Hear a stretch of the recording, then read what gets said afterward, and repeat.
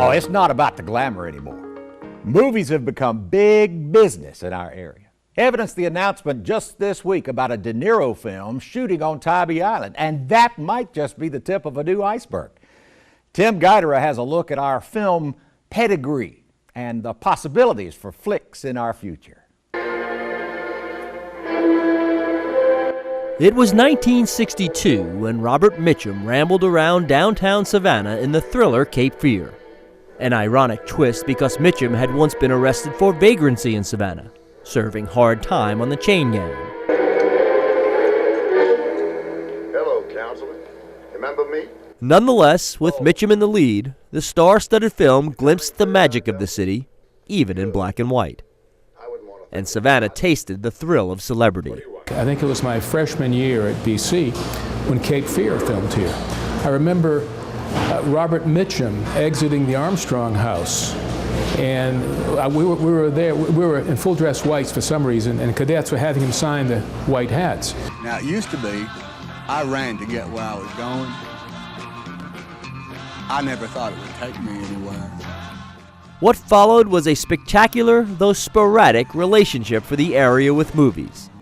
Blockbusters like Forrest Gump and Glory have sealed Savannah's image as a great setting to make films. Approximately 3 years here in Savannah. But Jake Shapiro wants more than an occasional cameo. So if we want to shoot a film that took place in the Hamptons or took place in the Connecticut shoreline, we can go to Tybee Island. Shapiro is the CEO of Moon River Studios in Effingham County. Right now, it's mostly raw, marginally developed land. But by the end of the year, Shapiro is committed to one set of sound stages being operational. Do you have a ballpark on what amount you might need to raise? It's a minimum of $90 million, just pure in capital investment. Effingham County seems an odd location to become a new Hollywood, but Shapiro says it makes sense on many levels, the most important of which is money. Whether you're a film producer or making widgets, at the end of the day, it's all finance related. Nobody knows if the stock is going to go up, down, sideways, or in circles. Shapiro appears to have authority in the financial realm.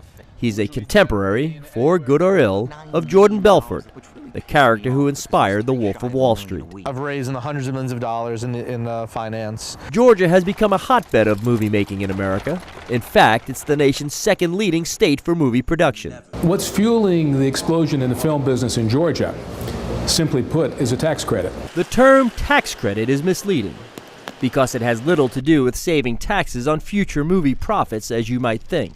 Instead, it's like stock that can be sold on the open market to any company that needs a tax savings. So the tax credit program has really driven the industry to come to Georgia.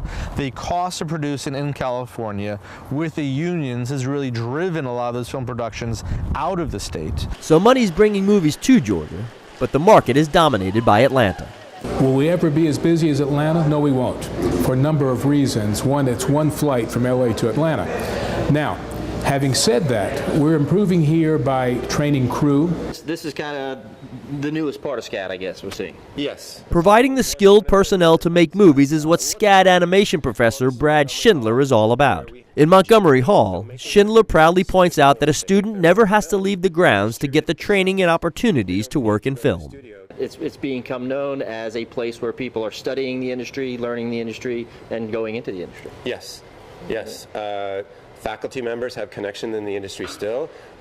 Some of our faculty are currently still working in the industry while they teach.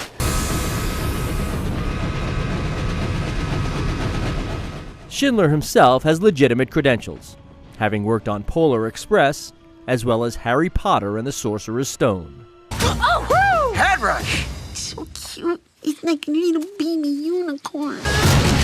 But his biggest point of pride is the blockbuster animation, Frozen.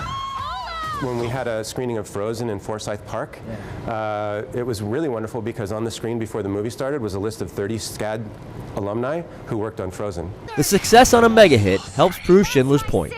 When you combine SCAD's facilities with the experience and connections of the faculty, you create a bona fide career path for students. How cutting edge is this? This is it. This is what they're using in the industry. Savannah Tech's getting in on the game too. They're developing a new program to skill up students to work in the film industry. So now we have the money figured out and the workforce.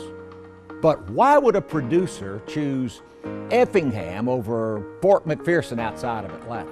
You think this is the Army's priority? Is this mothballed base?